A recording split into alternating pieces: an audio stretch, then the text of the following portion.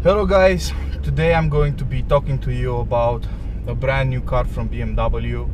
It's part of a new range altogether and its name is the BMW iPerformance series.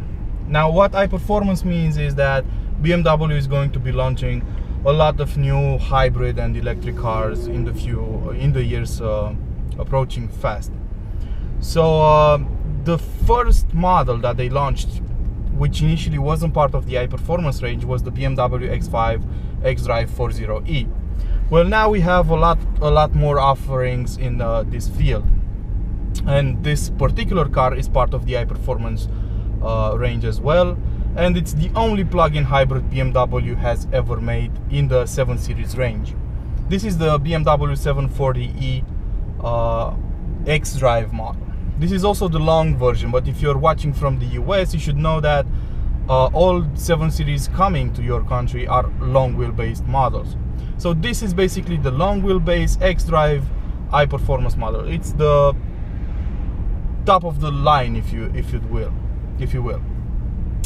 What makes this car special? Well, it's also the first BMW 7 Series with a 4-cylinder engine. It has a 2-liter petrol engine under the hood that makes 258 horsepower and a staggering 400 Newton meters of torque. That engine is coupled to an electric motor that is housed within the gearbox that makes 113 horsepower. Altogether, they can deliver up to 326 horsepower and 500 Newton meters of torque. Now, that BMW considered that's enough to put the 740e number badge on the boot. The car is pretty fast off the line, especially if you have a full battery. Now the real problem with this sort of car is the battery. The car has a 9.2 kilowatt hour battery on board, and it is mostly stored under the luggage, under the boot's floor, and it takes up a lot of the boot. Actually, in terms of luggage space, you don't get all that much. But out of the 9.2 kilowatt hour total size of the battery, you can actually use 8.7. What kind of range does that give you? Well, BMW claims about 40 kilometers. That's 25 miles if I remember correctly. But of course, real life results can differ. During my driving of this car, I averaged around 30 kilometers of pure EV range. Now that, according to BMW's research, should be enough to get you to work and back again daily, as long as you recharge your car daily. Since we're talking about recharging, using a European 220 volt socket, you'll recharge your car in about 5 or 6 hours. Using a special 22 kilowatt plug, that would take about 2.5 hours, which is quite decent actually. But the range, the 30 kilometer range, can also vary depending on your driving style. I kept it easy most of the time, so yeah, I recorded about 30 kilometers of EV range. That can drop by quite a lot, of course, but on average you should get that figure as well. Now remember, this is the long wheelbase version with xDrive, so it's a lot heavier than the short wheelbase version without xDrive, which should return even better results. When you charge your car, the display on the instrument cluster will show you up to 50 kilometers of range, but you shouldn't take that into consideration. The car is also fast off the line, but as is the case with all plug-in hybrids BMW is making these days, it doesn't come with launch control. That's because of the electric motor that doesn't have a clutch, and you can't basically hold it without delivering. You can't actually hold it when launching.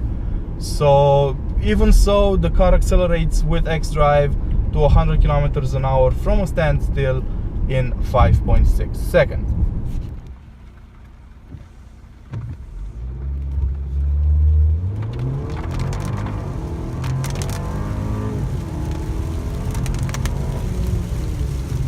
That's not just a claim, that's actually how the car goes. It goes like stink, especially when you have the battery full.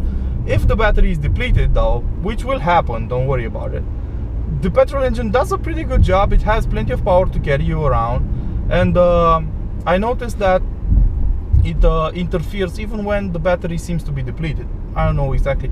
I know from BMW that there is a power reserve somewhere in there, but they don't talk about it officially anyway. Now, I should also point out that if you're going to drive around town without any sort of energy in the battery, you should see a fuel consumption of about 10 to 12 liters per 100 kilometers, which is quite a lot. But then you need to remember that this is a car that weighs over 2 tons, 2,075 kilos altogether in this, guys. So considering you have a 2-liter diesel petrol, a 2-liter petrol turbocharged engine under the hood, it's not all that bad. Driving it outside the city limits will return mixed figures as well. It also depends on how much your battery is charged. If you're gonna leave the city limits with your battery charged, you should know that the car will try and run on EV mode as much as possible. Actually, you can actually reach 140 kilometers an hour on EV power alone with this car. It will also help out when you're driving along, so you'll pretty much be good. As far as fuel consumption goes, I noticed an average of around 7 liters per 100 kilometers, which is actually extremely decent, considering I took a longer road trip and there were 4 people in the car with plenty of luggage in the boot. So, what are my gripes with this car? Well, first of all, the price. The 740 LE xDrive iPerformance starts at over 100,000 euros. That's a lot. It comes with a lot of standard kit, but even so, it's quite a lot for some people. This particular tester has a lot of optional features and it adds up to 144,500. It's a lot. It's cheaper than the Mercedes on some markets, but it's still a lot of money. Leaving that aside, the car is not as comfortable as you'd expect it to be. A Mercedes, I think, is still more comfortable, but then again, it doesn't have the handling of the BMW, especially when you enter sport mode. The battery takes up a lot of space in the boot. You should be aware of that. I'm going to show you how much space it takes up in the boot. Other than that, the 30-kilometer range should be enough for daily driving, for commuting to work and back again. Most people don't live more than 10 miles away from their workplace, so you should be okay. But then again, you should be warned, if you don't have a plug at your workplace or at home, you might have some difficulty trying to recharge this car. The good thing is, unlike a pure EV model, you don't have any sort of range anxiety. You just fill up the gas with you fill up the tank with gas, and you're just going to continue your trip without any sort of problem. That's actually why BMW is pushing so many plug-in hybrid models, until they can actually get a pure EV car out there with a range more than 200-300 miles per one battery.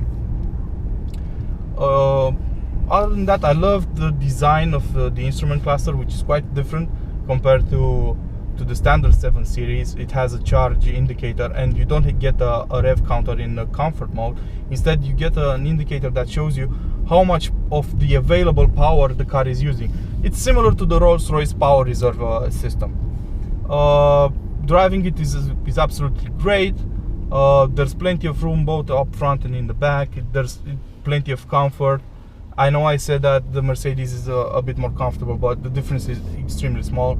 And in terms of handling, it's surprising. You need to drive one to realize. Yes, you will feel the weight of the car to some degree, but it does hide it pretty well in sport mode. So overall, I love the car. I love the fact that you can drive clean around town. I love the way it looks.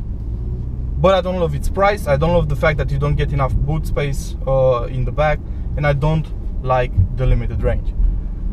That's it for now. See you guys the next time, when I will be reviewing something extremely nice for you.